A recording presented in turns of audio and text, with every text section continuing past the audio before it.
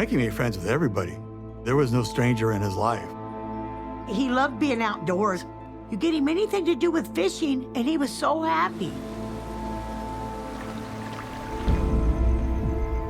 When we found the vehicle, it appeared abandoned.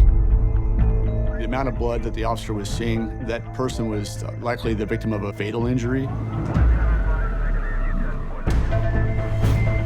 I realized he was gone. I'd never see him again. It was an emptiness. My heart broke. You can only push so hard. You can't put him in handcuffs and drag him into the police department. This is ridiculous. This is ridiculous. I'm not listening to stuff. It's a lie. The whole time, she just kind of had this look on her face like she couldn't believe this was happening.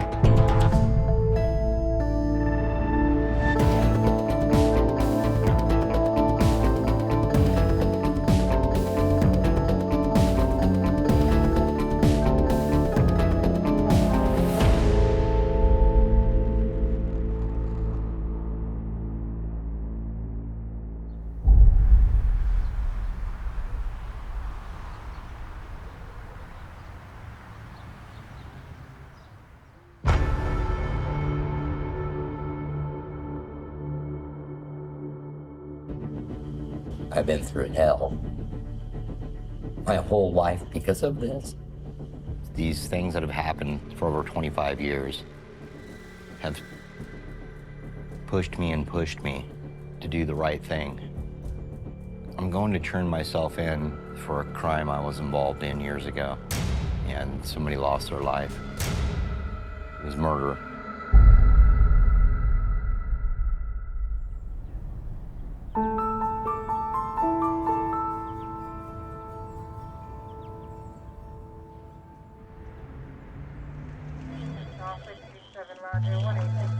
On May 7th, 1993, the Reading Police Department received a missing persons report from Danelle Tadich.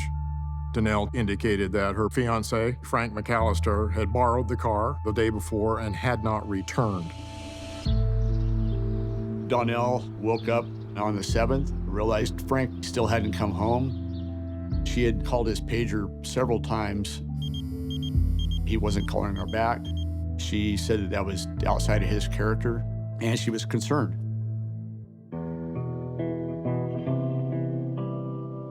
I got a call from Danelle telling me that Frank was missing and so was her car. I just go, what? It's not like him to just up and leave. I hung up the phone and me and my husband, Jack, went up there to Reading. I just kept thinking of he's gonna be there when we get there. Then when he still wasn't, then I started worrying. Something's wrong with him. I didn't think of anything at the time. I just figured he was, gone somewhere, But if he was gonna go out of town, say to leave Reading to go to LA or whatever, he would have told somebody so that they would know. In a typical missing person case of an adult, such as Frank, he's a 19-year-old adult male. He'd only been gone in less than 24 hours at the time she reported it. 19-year-old guy, sometimes that happens. But Donnell reported that Frank had gotten in a vehicle accident a few months prior, totaled his car, and received a $5,000 insurance settlement from that case. So he had just cashed that insurance check the day that he went missing. Frank was supposed to return the previous night, had cash on his person, and did not return. So obviously our concern there is, okay, has something happened to him, or has he voluntarily left and not returned?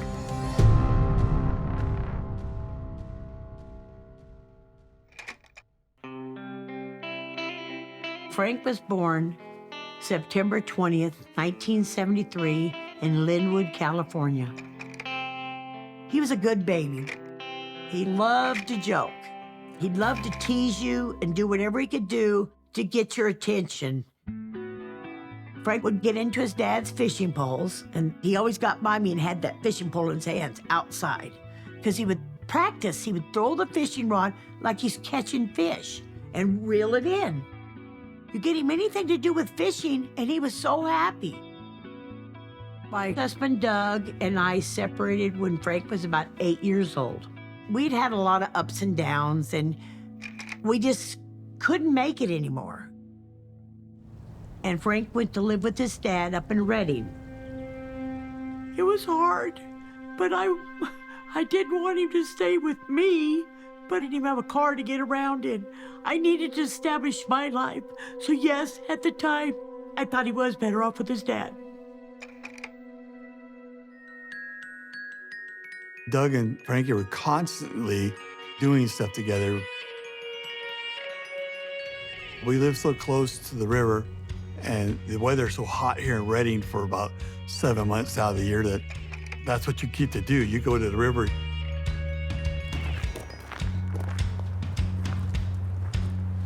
This is a good spot. There's a nice deep hole right there. So we just bring food and water and spend the day down here doing things.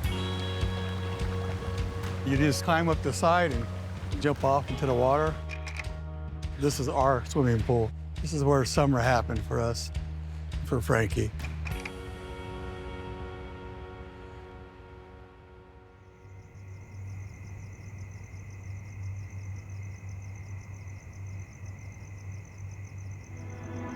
That night, we received a call from employees of the Costco in Redding. They had reported a vehicle in the parking lot. It had been there for 2 nights, and it appeared abandoned. The driver's side window was down, the vehicle was unlocked, the keys were still in the ignition.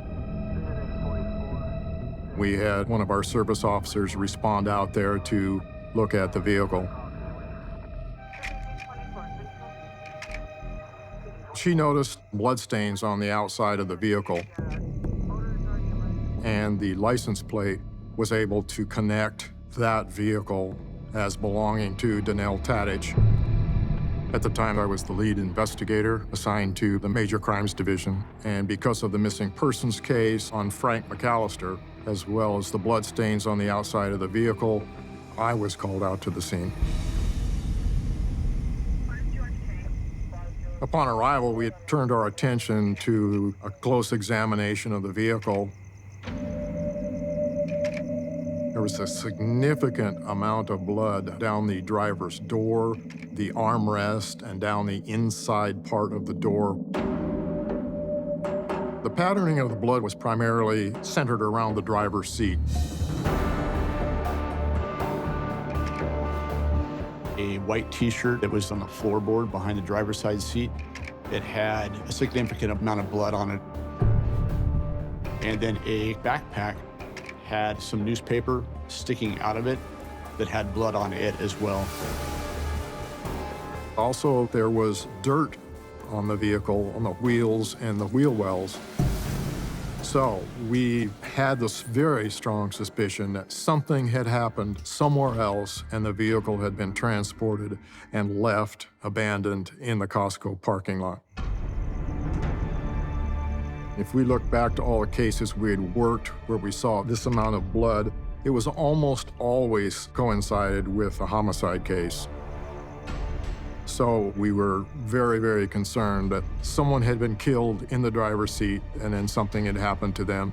So we wanted to focus this as if it was a homicide case.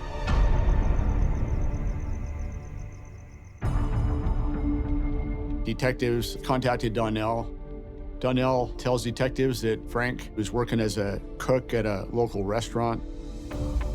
They had also just gotten engaged. They were gonna elope in Reno and get married and start a life together. She said that Frank had dabbled in the use of narcotics, specifically methamphetamine. But she was trying to get Frank back on track, get him out of the drug use. Donnell told detectives that Frank realized he only had $5,000. Not a lot for them to get going in life. So he told Donnell that he wanted to purchase a large sum of methamphetamine and then sell that methamphetamine for a profit. Violence and crime surrounds the drug community. Over the years, I was involved in numerous cases where one drug dealer killed another drug dealer. The dots are starting to be connected, that Frank maybe got hooked up with some wrong people, and if he's naive to kind of that world, to a certain element of criminal in our area, he would have been a huge target.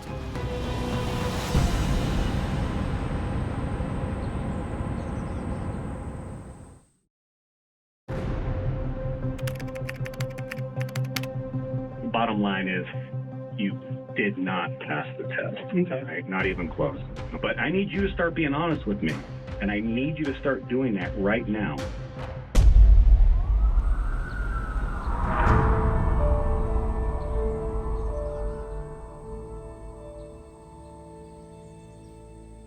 Frank had told Donnell that he was going to buy a large sum of methamphetamine and sell it, make a profit, so the two of them could have a life together. When I found out what the police said about the amount of blood in the car, I thought, well, Frankie's gone, you know, because it was his car, and he's missing. You know, he didn't have a background of being a drug dealer. He didn't have a background of buying drugs. He was pretty naive. I realized then that I don't think Frank was coming back, and he was gone.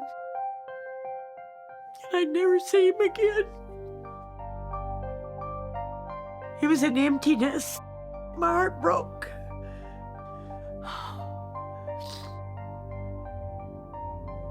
If you'd have been living with me the whole time, would he have been still alive to this day? Why was he up here doing the he was doing? It's not him. It wasn't him. He was a good kid.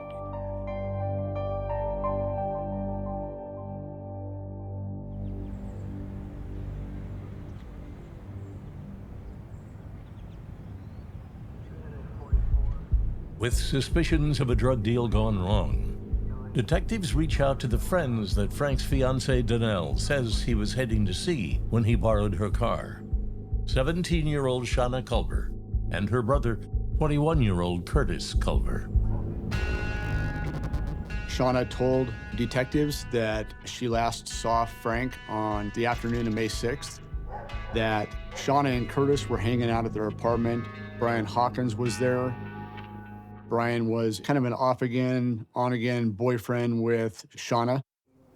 Frank came by, and Shauna, Curtis, Frank, and Brian all got in Frank's car and drove around Redding, just kind of hanging out. Shauna told detectives that Frank had gotten a text on his pager, and he made a phone call from a payphone.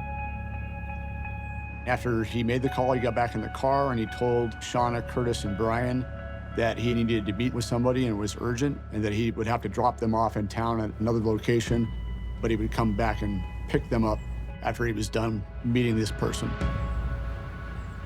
Shauna, Curtis, and Brian hung out there for a while and realized that Frank probably wasn't coming back, and Shauna said that they ended up catching a taxi back to their mom's apartment.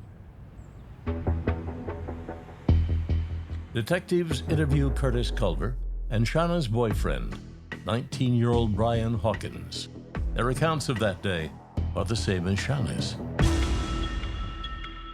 During our interviews with Brian, Shauna, and Curtis, we did not notice any physical injuries on their hands, fingers, or anything like that, such as you might suspect if there was any sort of fight involving an edged weapon, a knife, perhaps. We had every intention of going back and re-interviewing Shauna and Curtis and Brian, but all three of them pretty much did not speak with us any further. And at that time, we did not have an injured person or a dead body. Without that physical evidence, we are missing pieces of the puzzle to put it all together.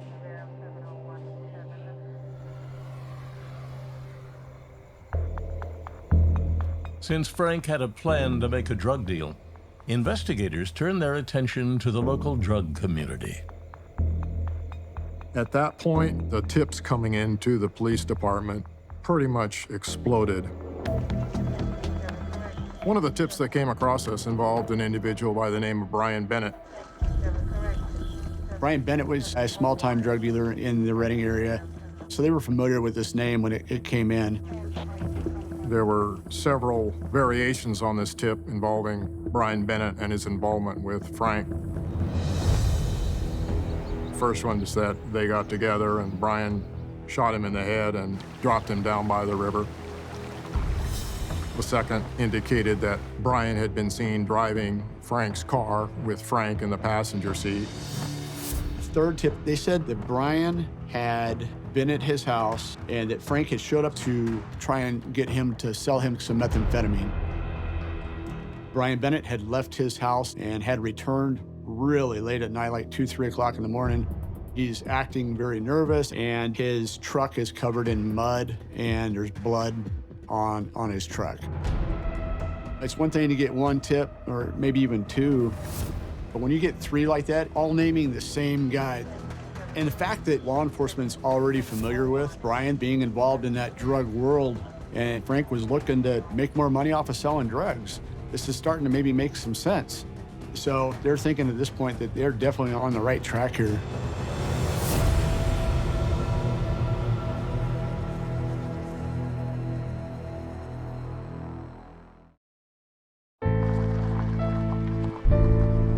Detectives are now armed with these 3 tips on Brian Bennett.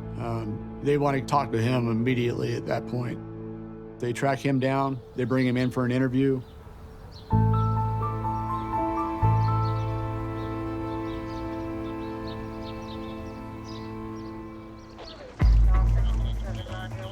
Brian right away said, "Hey, I have nothing to do with this."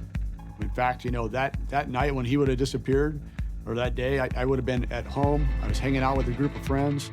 I was working on my truck. We, in fact, examined the bed of his truck, the whole tailgate area and all the cracks. Did not see any debris or blood evidence, anything like that. Detectives were able to check on his alibi and confirm that the information he had provided detectives about what he was doing that day on the 6th matched up. So at that point, this went into the file of probable false leads. As 1993 rolls on, the hunt for Frank continues. My brothers, Mark and Doug, Frank's dad, scoured the area looking for Frankie for months and months. Then I think hope turned into just wanting to find the body. Now it's like, well, let's find him so we can put him to rest.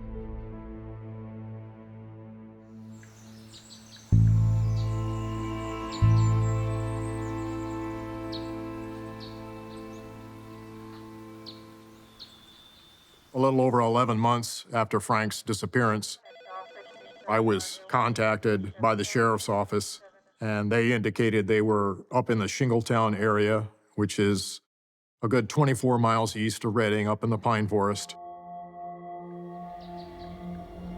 2 mushroom hunters stumbled across human remains, specifically bones from a skeleton. And at that point, they had also discovered some ID laying on the ground belonging to Frank McAlister.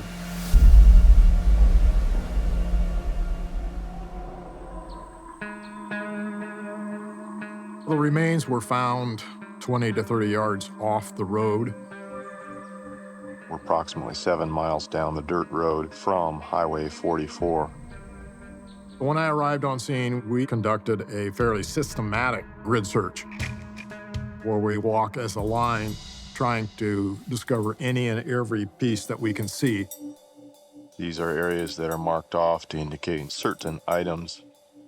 Over in this area where the flag is waving in the tree is what appears to be some type of human or animal bone.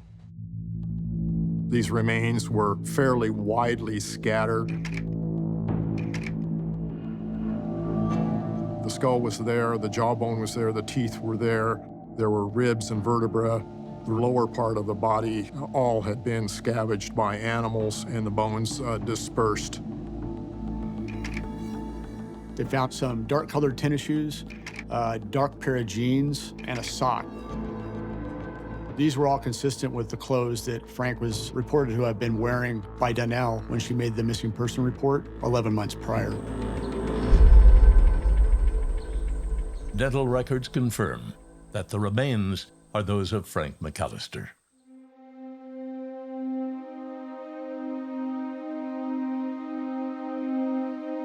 I got a call from the police. They said, "We found your son's remains," and I dropped the phone and I just started crying.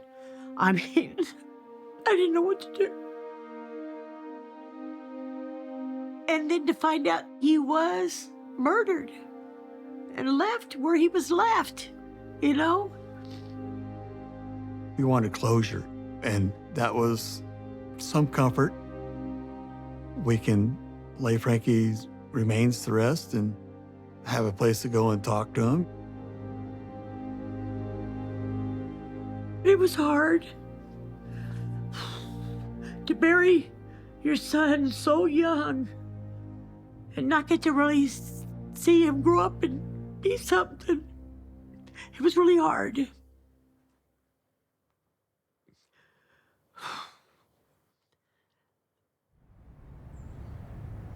As 19-year-old Frank is interred, the autopsy report hits detectives' desks. The forensic anthropologist discovered 2 knife wounds, one on the jawbone and one on one of the upper vertebrae. It was evident from the markings on the spine that Frank McAlister's throat was likely slit. There were other marks in the spine that showed a knife had gone through and nicked the spine, consistent with having somebody over the top of you, stabbing you through your chest. So this thing's ramping up now. We just went from having a missing person case to a full-blown homicide investigation. Now we're going to be making another push to get another interview with the Culvers and Brian Hawkins. If you re-interview people, sometimes their stories start changing. They were the last 3 to most likely be seen with Frank before he was killed. At this point, they're really the only solid leads that detectives have.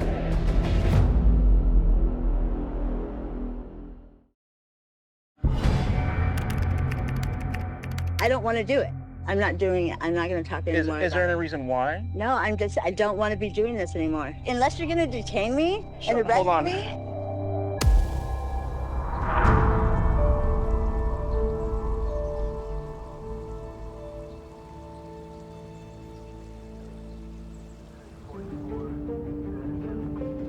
Detectives did try and make another run at Shauna and Curtis Culver, Brian Hawkins, but it's only been 11 months.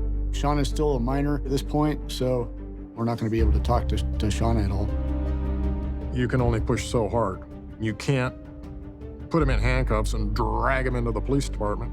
You have to have a reason to do that. In this case, we were shut down. They cut off all contact with us. 2 years after Frank is murdered, the investigation into the teen who never came home cools like the mist off Lake Shasta, and the case goes cold.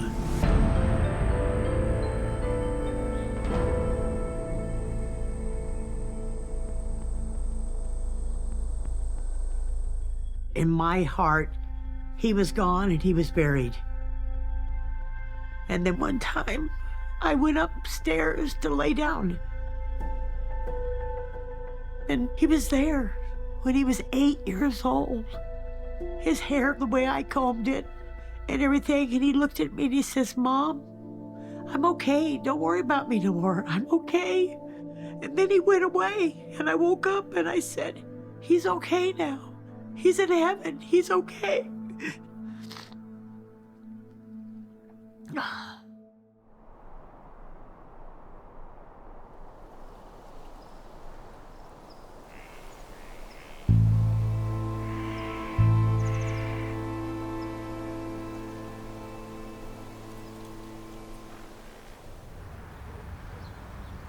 Nearly 25 years after Frank's murder, a young television news reporter is by her phone.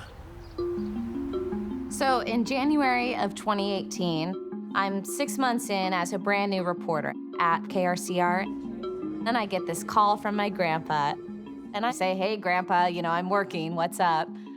And he goes, well, I have this guy. He's got some information on this murder in Shingletown from 25 years ago. He wants to talk to you. And I'm thinking, I don't have time for this. But I hear him out. A lot of people know my grandpa, Tony Trapasso, here in Redding. My grandma and grandpa go to church every Sunday, but my grandpa Tony, on this Sunday, had a man approach him saying that he had some things that he wanted to talk to him about and pray about, but specifically, he wanted to speak with him about Frank McAlister's death. And the man's name was Brian Hawkins. Courtney rushes to Jennifer Scarborough, the news director at KRCR, to pitch the breaking story. My boss said that she remembered this story, and knowing that somehow we might have details that could help this cold case, we both agreed, okay, well, we can't pass up this opportunity to talk to this man because no one has solved this in 25 years. Seeing Brian Hawkins for the first time, he was looking around, fidgety, nervous. He sat down. And I said, so what'd you come here to tell me today? I'm going to turn myself in next door at the sheriff's department for a crime I was involved in years ago. And somebody lost their life. It was murder. And right there, I'm like, wait, what? God and Christ, these things that have happened throughout my whole life since then, for over 25 years, have pushed me to do the right thing. He said that God had led him to that. He had gotten saved, and that he knew that he needed to make it right. The one thing that he wouldn't give me details of, and what I wanted details about the murder.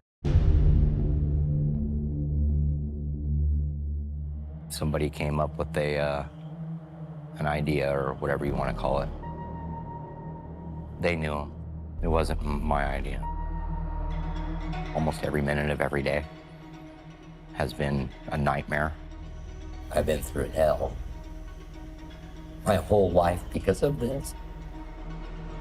While I finished the interview with Brian, my boss was calling the police department and telling them, hey, we have these details. He's going to be bringing himself in. And they said, hey, there's 2 other people involved in this case. Can you hold off on airing this interview until we can go get them? KRCR management agrees to delay airing Hawkins' confession for 24 hours.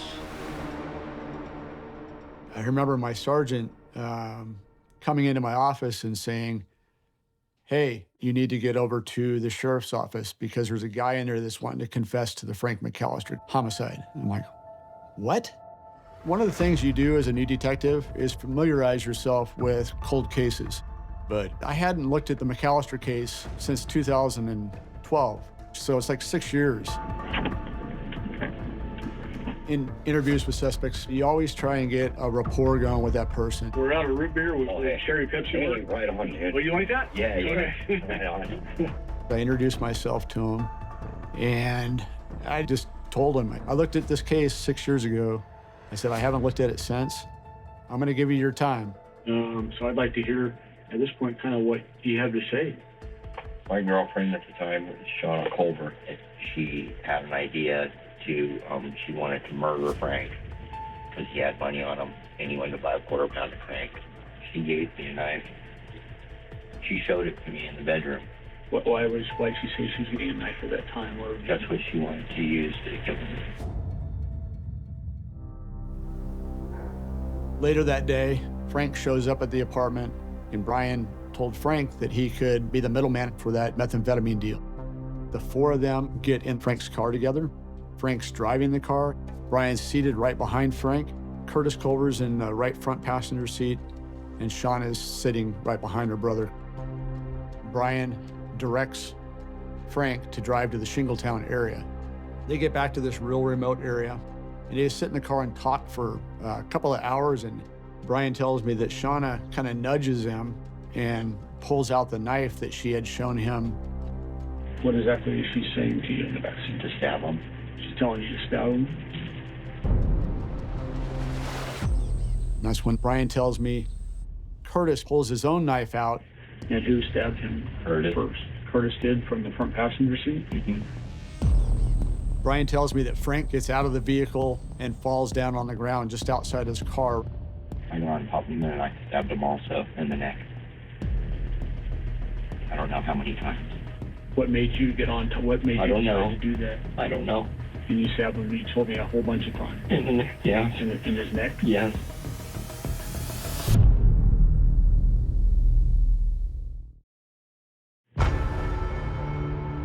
What made you stop doing what you're doing to Frank? Because I was yelling. You were yelling? Yeah. Screaming. What were you screaming? I don't know.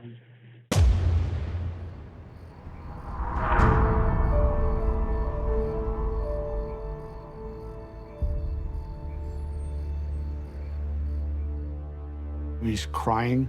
He was visibly shaking uncontrollably at times. You could tell he was seeing it all over again in his head.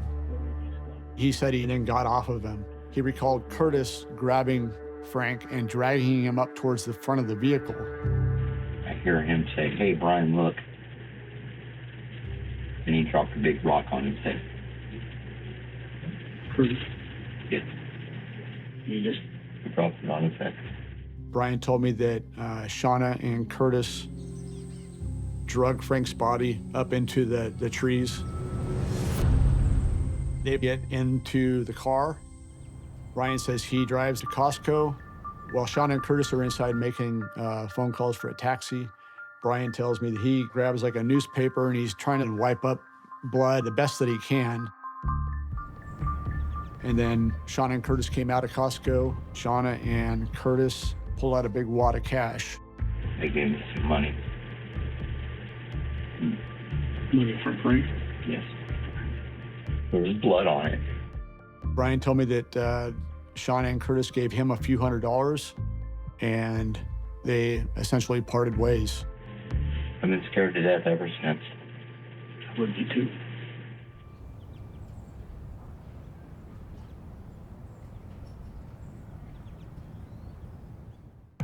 With Brian Hawkins' televised confession set to air in less than 24 hours, Reading detectives race to find the Culvers. We're really on the clock at this point, and the stars align. Within like a few hours, they had tracked both the brother and sister, Shauna and Curtis Culver, down to a town south of us in Red Bluff. So they headed out that next morning. Curtis agreed to come up for an interview. Shauna dug her heels in and was refusing to come up. I don't want to do it. I'm not doing it. I'm not going to talk anymore. Is there any reason why? No, I don't want to be doing this anymore. Unless you're going to detain me and arrest me. Hold on. And I said, well, arrest her and bring her here. Detectives split up the Culvers to interview them, with Rusty Bishop taking Shauna. So we're comfortable, huh? Shauna waives her rights, and she talks about the case, gives the same story she gave in 1993. And I tell her, well, I go, some things have changed. Brian came in yesterday, and he told us everything that happened from the get-go. And based on that and everything else that we have, he's been arrested for murder. Obviously, your name came up. Curtis's name came up. I just don't understand it. Well, Sean, I think you do. I think you do. He did not do it. Why are you saying that? He didn't do it. How do you know? I just know he didn't do it.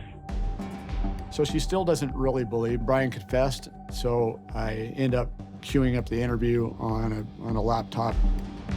He has an idea You wanted to murder. I had an idea? It's a lie.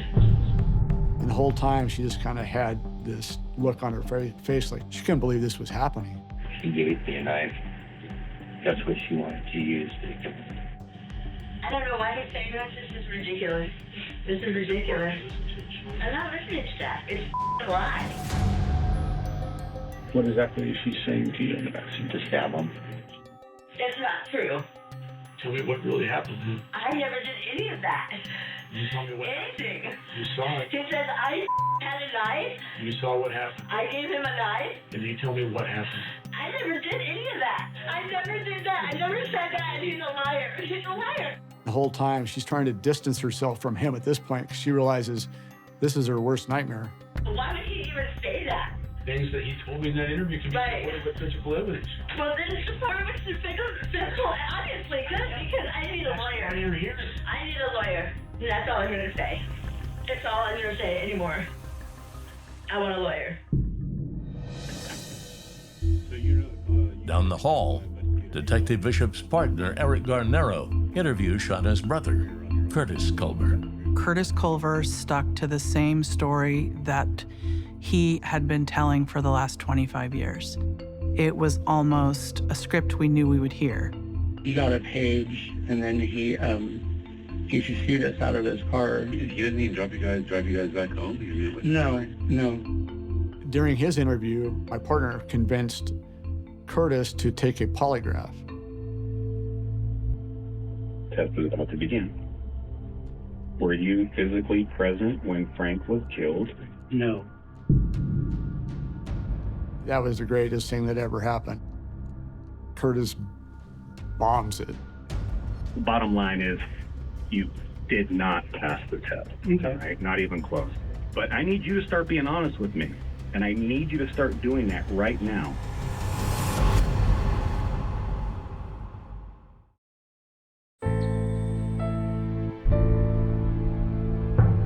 I think that Curtis realized he just didn't have anywhere to go.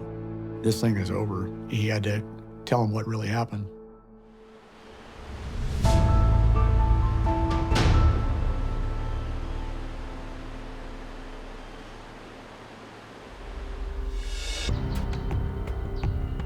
Curtis said he didn't have the same knowledge about trying to rob or kill Frank prior to them going to Shingletown. He honestly thought it was a drug deal that Brian was setting up for Frank.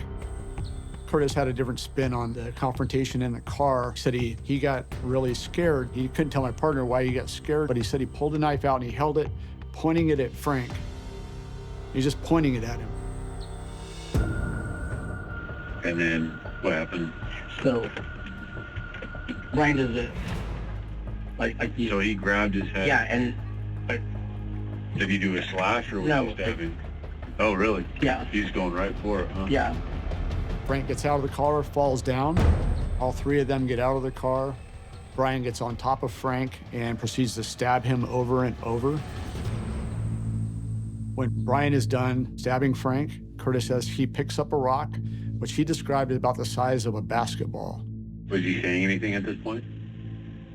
If he was, it was nothing that I could understand. Was he moving? Yes. And how did you use this rock? I threw it at his head. Mercy. Mercy? It was mercy. But that also tells us that Curtis essentially helped with the murder himself. So that's huge. Reading detectives have all three suspects in the murder of Frank McAlister under arrest, just as KRCR airs Brian Hawkins' admission. A confession nearly 25 years in the making from Brian Keith Hawkins.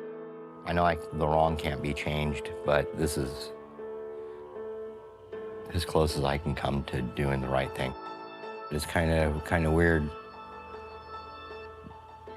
that Frank never even got to have a life, and neither did I. As a teenager, Hawkins says he was blind. I believe he really did get God to tell him to confess. That he wasn't remorseful for what he had done. But why did he wait so long to get this off his chest? Why 25 years? Talked to him I'm just sorry I don't have him with me no more. Because of him. But why? Just because your girlfriend told you to do it?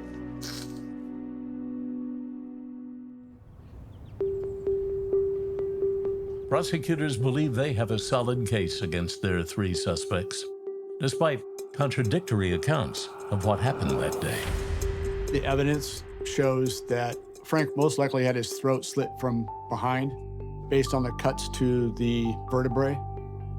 It makes more sense too because it's a position of advantage. It's a surprise. Brian's in a perfect spot. It may have been a plan of Shauna's to kill Frank, but we knew of some animosity between Brian and Frank. It seemed like Brian was accumulating anger. Like he thought that Frankie is trying to put the moves on my sister. He snapped and took Frank's life because he was angry with him.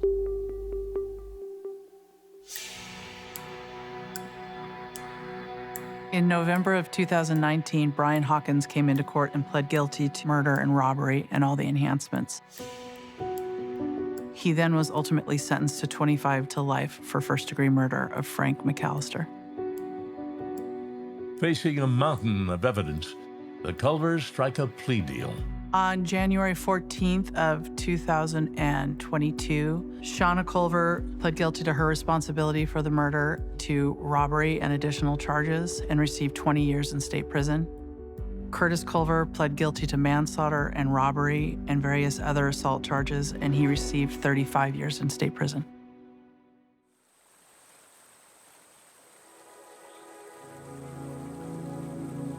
I wanted justice, but truthfully, nothing will bring back your child. I know he went to heaven. He's up there with his dad now. They're probably fishing all the time, and he's in a better place than we are right now. But having to go so long without finding an answer and going through half of my life not knowing what happened. What good is it now? It can't bring him back. We can't bring him back. It's easy to think about what Frankie lost out on in his life. Dreams and aspirations, and he was dreaming of having a life, having a girlfriend or a wife, of having a kid of his own and getting to watch him grow up. He missed out on being with his father when his father passed away. He missed out on all that. Frankie could have led a normal, everyday life. The chance is gone. It's just a sad ending to his short life.